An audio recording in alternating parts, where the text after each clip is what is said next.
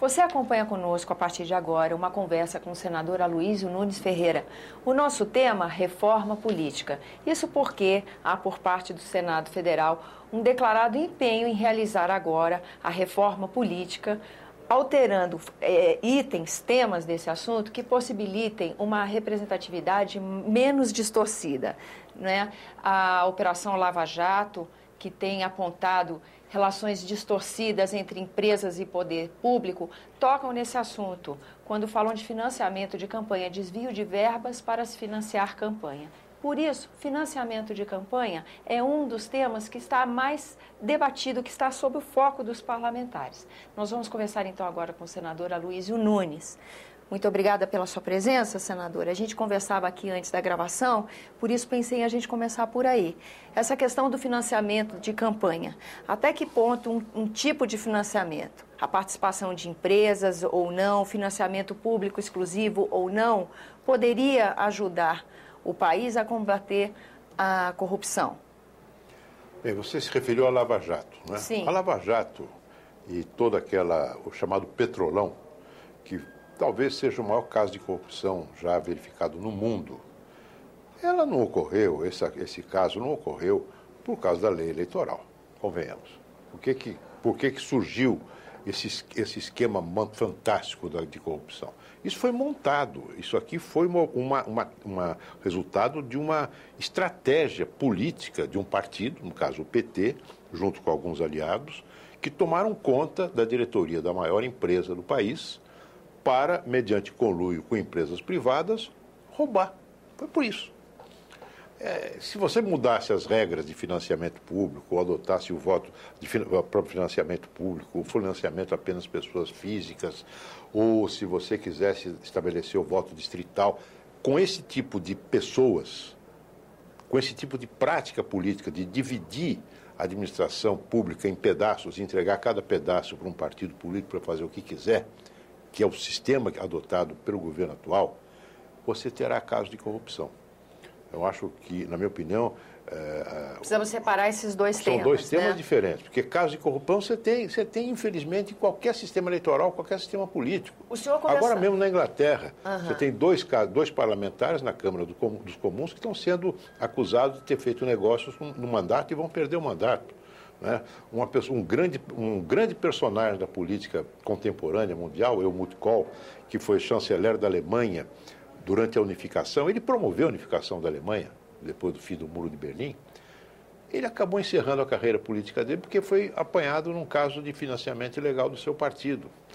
Quer dizer, não são as instituições jurídicas que corrompem os homens, eu acho. São os homens que corrompem as instituições. São dois desafios diferentes. Um é a gente aprimorar o nosso sistema eleitoral, as nossas leis eleitorais, melhorar a controle representatividade. social, responsabilidade na indicação, na nomeação de pessoas para governar, para assessorar e ajudar a presidência da República. Acho que é preciso diminuir o número de partidos políticos, que hoje nós temos na Câmara dos Deputados cerca de 30 partidos políticos representados. Né? Isso faz com que a fragmentação do parlamento faz com que o presidente da República acabe dando um pedacinho do governo para cada partido para poder ter maioria no Congresso, maioria na Câmara, no Senado mesmo, mas sobretudo na Câmara. Não é? E para o eleitor, então, fica impossível saber o que é a plataforma de trabalho. É uma sopa de letrinhas. Você sabe as siglas que eu não tenho a menor ideia do que significa. PROS. O que é PROS? Eu não tenho a menor ideia. Tem um partido chamado PROS, e que tem inclusive o ministro da Educação. PROS. Não tenho a menor ideia. É uma dificuldade. Imagina o eleitor. Eu, que sou senador, não sei o que significa PROS. Qual é o programa partidário do PROS? Para o eleitor também fica difícil. E na atuação mesmo parlamentar, para o eleitor também não fica muito visível o que está acontecendo, né? Como o senhor disse... Então você tem que reduzir o número de partidos através de uma adoção que nós chamamos de cláusula de desempenho para ter direito a ter existência parlamentar, ter liderança, ter estrutura de apoio parlamentar, ter fundo partidário, ter tempo de antena.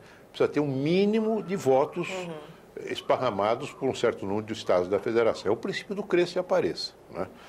Porque, caso contrário, você estimula a criação de partidos que geralmente são dominados por um indivíduo, o jeito que dirige o partido 30 anos ou para uma família e que na hora das eleições ele simplesmente vende o tempo de televisão de que ele dispõe para apoiar um determinado candidato. Mas vende mesmo dinheiro.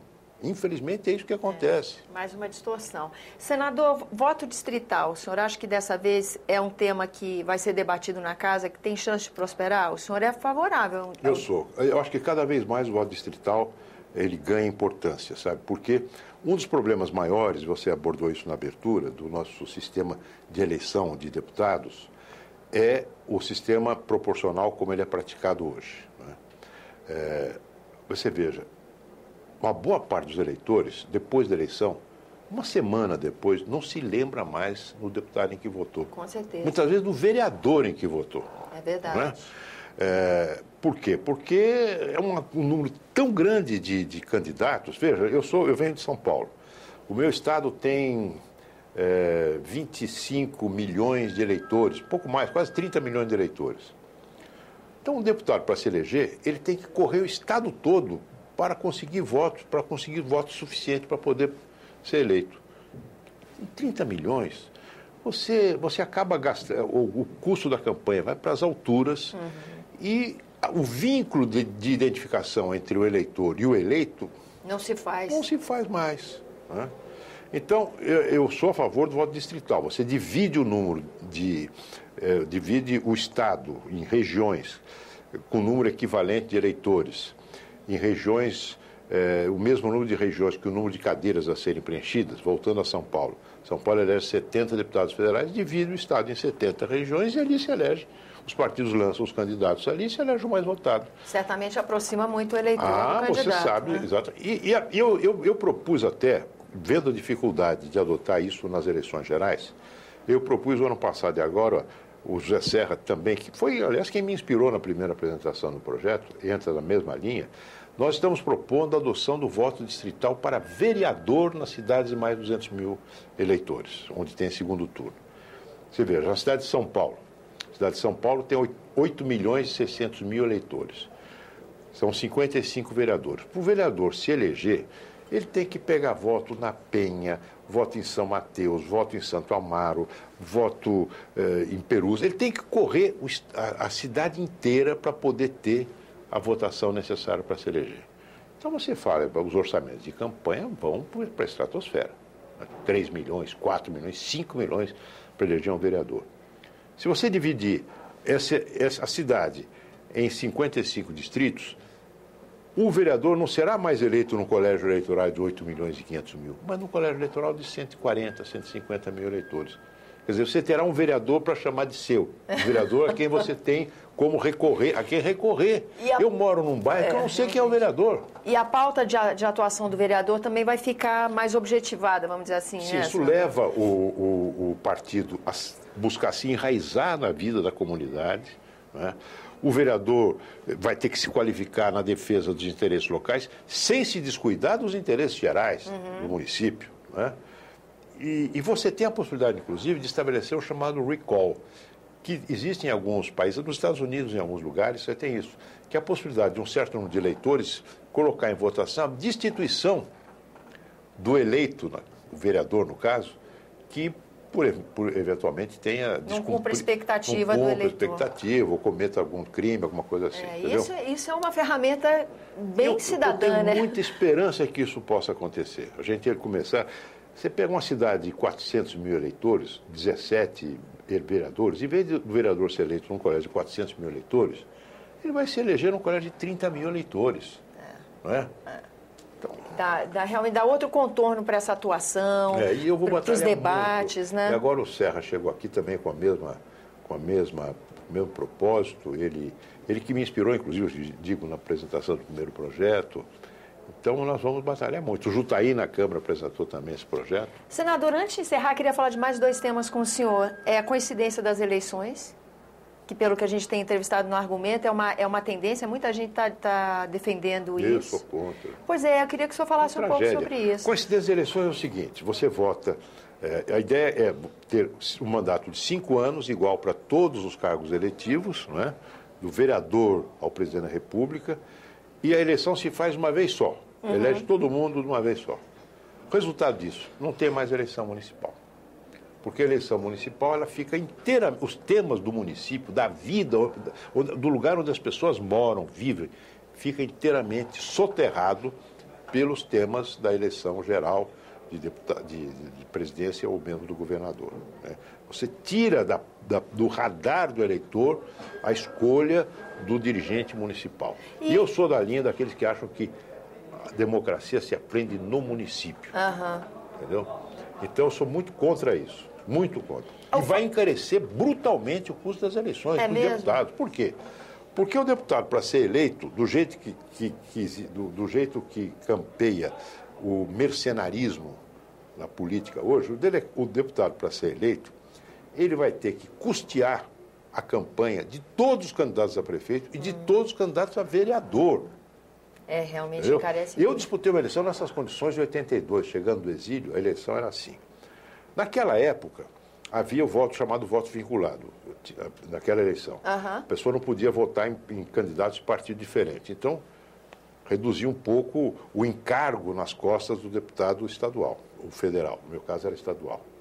E naquela época, os chefes políticos, o que eles pediam, os candidatos a vereador? Pediam material de campanha, papel. Hoje, o candidato a deputado chega lá com papel, você fala, que papel o quê? Eu quero é dinheiro, porque eu tenho que pagar a cabo eleitoral, tenho que contratar a liderança. Então, virou uma coisa absolutamente proibitiva. E que ficará os mandatos dos deputados ficarão ainda mais sujeitos ao dinheiro do que era antigamente. Ou seja, mais uma vez, a gente sai do foco das ideias. Sai do ruim para ficar no pior. Senador, eu achei tão interessante, acrescentou demais ao nosso programa essa série que a gente está fazendo de reforma política. Vamos encerrar falando sobre reeleição? Vamos. O senhor também é favorável à reeleição, não é isso? Sou. Apesar de estar crescendo, uma vertente que seja contra, aumenta um ano o mandato e acaba com reeleição. Pois é, eu sempre fui favorável à reeleição, mesmo antes dela ter sido instituída no Brasil, né? Porque eu vejo a reeleição da ótica do eleitor, e não da ótica do governante.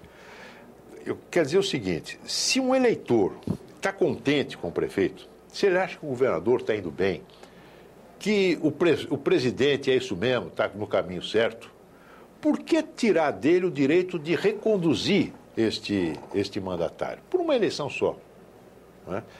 Eu acho que isso amplia o leque de escolha à disposição do eleitor, né? E é um estímulo para o prefeito, vereador, presidente trabalhar melhor. Pronto. Nós estamos encerrando aqui essa nossa Agora, entrevista. é claro que você tem que ter cada vez mais controles na hora da campanha, para evitar, evidentemente, os abusos, que existem e são gritantes. Pois é, fica aí um alerta para você e um leque de ideias sobre reforma política. Essa é a nossa intenção no programa Argumento, que tem ouvido os parlamentares sobre o tema, para que você também forme a sua opinião. Senador, muito obrigada pela sua presença aqui no nosso programa. A você que nos acompanha, obrigada pela atenção. Esse é o programa Argumento. Eu sou Tânia Horma e gostaria de lembrar a você que sugestões e críticas à nossa programação devem ser feitas ao 0800 61 2211, ligação gratuita. E se você quiser rever esse ou outro dos nossos programas, senado.leg.br/TV. Até a próxima.